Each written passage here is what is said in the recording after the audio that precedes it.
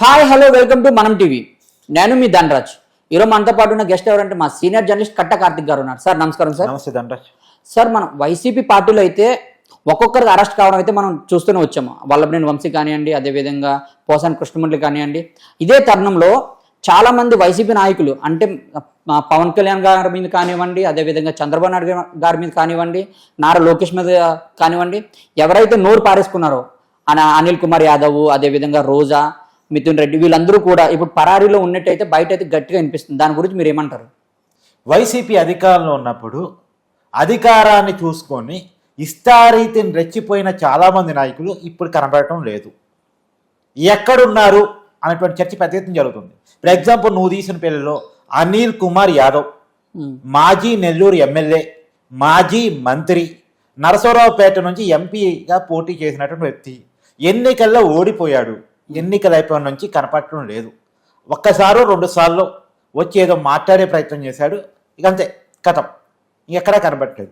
గతంలో తొడలు కుట్టినటువంటి వ్యక్తి, మీసాలు తిప్పినటువంటి వ్యక్తి, ఛాలెంజ్లు విసిరినటువంటి వ్యక్తి ఇప్పుడు ఏమయ్యాడా మనిషి అనేటప్పుడు రాష్ట్రం మొత్తం కూడా ఆ మనిషి ఎక్కడా ఎక్కడా ఎక్కడా అని చూస్తూ ఉంది. ఆ మనిషి మాత్రం కాని రావట్లేదు. అసలు దేశంలో ఉన్నాడా, విదేశాల్లో ఉన్నాడా, ఏ కలుగులో దాక్కుని ఉన్నాడు, బెంగళూరు ప్యాలెస్లో ఏమైనా చీకటి గదిలో దాక్కుని ఉన్నాడా, ఈ చర్చ అంతా జరుగుతోంది. ఒక విషయం మనం గమనించాలి, ఇవాళ చాలామంది నాయకులు జనంలో మొహం చూపించలేక రాలేకపోవటానికి ఉన్న కారణం ఏంటి? వాళ్ళ నోటి దూల.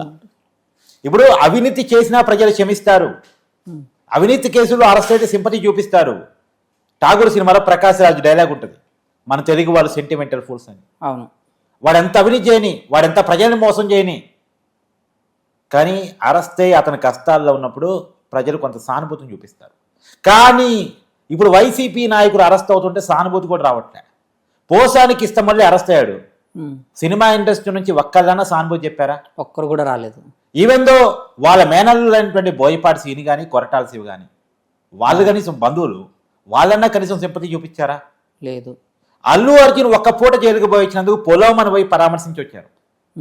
కానీ పోసానికి ఇష్టమల్లి రోజుల పాటు 3 జైలు, ఒక జైలు కాదు, రాజంపేట, కర్నూలు, గుంటూరు, 3 జైలు తిరిగి వచ్చిన 3 మనుషులు కూడా కలిసి అయ్యో పాప అనే వాళ్ళు లేకుండా పోయారు. ఒక్క స్పందన లేదు, ఒక్క కామెంట్ లేదు ఇండస్ట్రీ నుంచి. మన సినిమా ఇండస్ట్రీలో తోపు రైటరు, డైరెక్టరు, ప్రొడ్యూసరు, యాక్టరు. మరి దశాబ్దాల సినిమా జీవితంలో కనీసం ఒక్క మంచి ఫ్రెండ్ సంపాదించుకోలేకపోయాడా అని నోటి దూర కారణంగా ఫ్రెండ్స్ని, బంధువుల్ని పోగొట్టుకున్నాడు. ఇవాళ వల్లభనేని వంశీ అరెస్ట్ అయ్యారు. గన్నవరంలో 2014లో ఎమ్మెల్యే, 2019లో ఎమ్మెల్యే, వరుసగా ఎమ్మెల్యేగా పనిచేసినటువంటి వల్లభనేని వంశీ అరెస్ట్ అయితే గన్నవరం నుంచి పట్టమని 10 మంది వచ్చి అయ్యో మా నాయకుడు అరెస్ట్ అయ్యారని గుండెలు రోజుకున్న వాళ్ళు ఉన్నారా? గుండెలు బాదుకున్న వాళ్ళు ఉన్నారా? లేరు, ఒక్కరు కూడా రాలేదు. ఎందుకు రావట్లే? ఎందుకంటే వీడికి ఇంతే జరగాలి, వీడికి ఇంతే కావాలి, వీడు ఇష్టారాజ్యంగా మాట్లాడతాడా, అవకాశం ఇచ్చిన పార్టీని, అవకాశం ఇచ్చిన నాయకుడిని, ఆ కుటుంబంలో ఉన్నటువంటి ఆడవాళ్ళని తిడతాడా అని చెప్పేసి ప్రజలు అనుకుంటున్నటువంటి పరిస్థితి. సో ఇదంతా చూసిన తర్వాత ఇంకే నాయకుడు అరెస్ట్ కావాలనుకుంటాడా? అనుకోడు.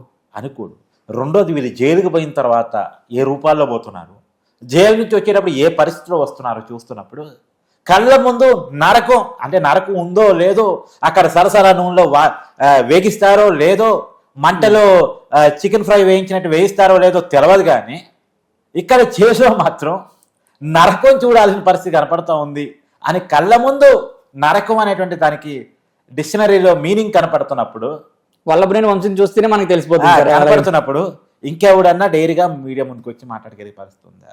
ఒకప్పుడు పొలోమని ప్రెస్ మీట్ పెట్టేవాళ్ళు, ఒక రోజులో 10 మంది పెట్టేవాళ్ళు.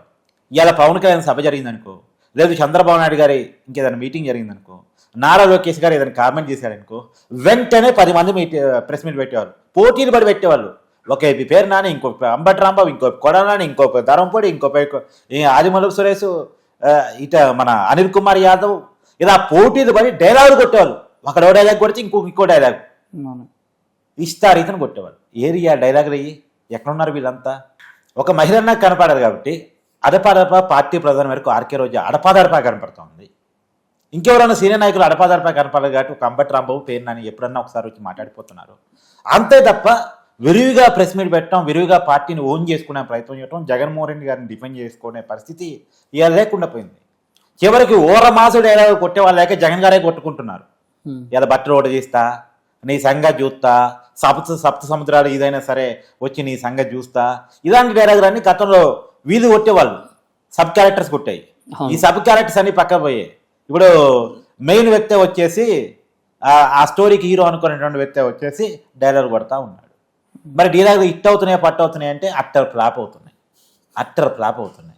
ఇప్పుడు ఎగ్జాంపుల్, ఈయన గతంలో సప్త సముద్రాలు దాటి వచ్చైనా నీ సంగతి చూస్తా, సప్త సముద్రాలు దాటి నువ్వు వెళ్ళినా సరే నీ సంగతి చెప్తా అన్నందుకు అప్పుడు ఆ ఎస్పీ ఏమన్నాడు తెలుసు, ఓ పోలీస్ ఆఫీసర్ని ఉద్దేశించి జగన్మోహన్ రెడ్డి డైలాగ్ కొడితే నీది రాయలసీమే నాది రాయలసీమే చూసుకుందామా అన్నాడు. అవును, మరి జగన్ దగ్గర డైలాగులు లేవుగా. నిన్న ఒక ఎస్ఐ సుధాకర్ని పట్టుకొని, ఓ బీసీ సమాజ వర్గానికి సంబంధించిన వ్యక్తిని పట్టుకొని నేను బట్టలు ఓడదీస్తా అన్నాడు. వెంటనే ఆ ఎస్ఐ ఏమన్నాడు, నా కాకి బట్టలు ఓడదీయడానికి అది నేను అరటికాయ తొక్క అనుకున్నావా అని చెప్పేసి డైలాగ్ విసిరాడు. జగన్మోహన్ రెడ్డి గారి దగ్గర డైలాగ్ ఉందా? లేదు. కాబట్టి ఈ పరిస్థితిలో జగన్మోహన్ రెడ్డి గారు ఉన్నారు. జగన్మోహన్ రెడ్డి గారు ఈ పరిస్థితిలో ఉండటానికి కారణం డైలాగ్ కొట్టగలిగిన అనిల్ కుమార్ యాదవ్ లాంటి వాళ్ళు, ఛాలెంజ్ వేసగలిగిన లాంటి వాళ్ళు కనపడకుండా పోవటం. ఇప్పుడు అనిల్ కుమార్ యాదవ్ ఎందుకు కనపట్టలేదంటే మెయిన్గా అందరూ చర్చించుకున్న కారణం ఏంటంటే అతను బెట్టింగ్ యాప్ క్రియేషన్ చేశాడు, దాన్ని ప్రమోషన్ చేయించుకున్నాడు. ఇవాళ యాంకర్ శ్యామల ప్రమోట్ చేసినటువంటి బెట్టింగ్ యాప్ ఏదైతే ఉందో ఆ యాప్ ఈ అనిల్ కుమార్ యాదవ్దే. ఈ అనిల్ కుమార్ యాదవ్ బయట కనపడితే తీసిపోయి జైల్లో పెడతారు. కాబట్టి అనిల్ కుమార్ యాదవ్ కనపడకుండా తిరుగుతున్నాడు అనేటువంటి చర్చ క్లియర్గా సోషల్ మీడియాలో వ్యక్తం అవుతుంది. అవునా కాదా అనిల్ కుమార్ యాదవ్ బయటకు వచ్చి కనపడితే తెలిసిపోయింది. కానీ వైసీపీ నాయకులు నువ్వు ఎందుకు కనపడలేదు, ఎందుకు మీడియా ముందుకు రావట్లేదు అని చెప్పేసి ఎవరన్నా అడిగారు అనుకో. ఇప్పుడు ఎగ్జాంపుల్ కొడాలని ఒక అమ్మాయి అడిగింది, అంటే నా ఉద్యోగం బీకేశారు కదా అందుకే కనపడలేదు, లేదా మీ అడ్రస్ ఇవ్వండి మీ ఇళ్ళ మీదకి వచ్చి సెల్యూట్ కొట్టిపోతారు రోజు అని చెప్పేసి కొంత వెటకారంగా చెప్పే ప్రయత్నం చేస్తున్నాడు. ఇప్పుడు ఉద్యోగం అనేది రాజకీయాలు ఉండదు, రాజకీయం ఉద్యోగం కాదు, అది ప్రజా జీవితం. అధికారం ఉన్నా లేకపోయినా, పదవి ఉన్నా లేకపోయినా ప్రజల కోసం ఉండాలి, నిలబడాలి, ఫైట్ చేయాలి. ఇది రాజకీయ నాయకుడి లక్షణం. అలా కానప్పుడు నువ్వు రాజకీయ నాయకుడే కాదు. ఇవాళ ఎవరెవరైతే కనపట్టలేదో వాళ్ళందరినీ ప్రజలు మర్చిపోయారు, వాళ్ళు వదిలేశారు. వాళ్ళు ప్రజలను వదిలేశారు, ప్రజలు కూడా వాళ్ళని వదిలేశారు. వాళ్ళకి రాజకీయ భవిష్యత్తు లేదు. వాళ్ళు ఇవాళో రేపు కాకపోతే ఎల్లుండో ఏదో ఒక రోజు ఒక ముహూర్తం అంటూ వస్తుంది, వాళ్ళు ఖచ్చితంగా శ్రీకృష్ణ జన్మస్థానం చూసి రావాల్సిందే. ఎన్నాళ్ళు తప్పించుకుంటారు ఎవరైనా? ఏదైనా కొద్ది కాలం తప్పించుకుంటారు. ఎంత హార్ట్ సర్జరీ పేరుతోటి ముంబైలో పోయి హాస్పిటల్లో ఉన్నా సరే, ఎంత కాలు జారి కింద పడిపోయి హాస్పిటల్లో ఉన్నా సరే, ఎవరు చెప్తున్నా అర్థమవుతుంది కదా. గురించి ఎవరైనా సరే కొంత రికవర్ అయిన తర్వాత అయినా సరే మళ్ళా జైలుకి వచ్చేసి నమస్తే పెట్టేసి పోలీసుని చాలా గౌరవించేసి అదే జైల్లో ఏదో పదం ఇస్తారు, బో పెడతారు, తినేస్తూ చేసిన తప్పులకి జైలు జీవితాన్ని అనుభవించక తప్పదు. చూద్దాం సార్ ఏం జరుగుతుందో. Thank you sir, thank you very much.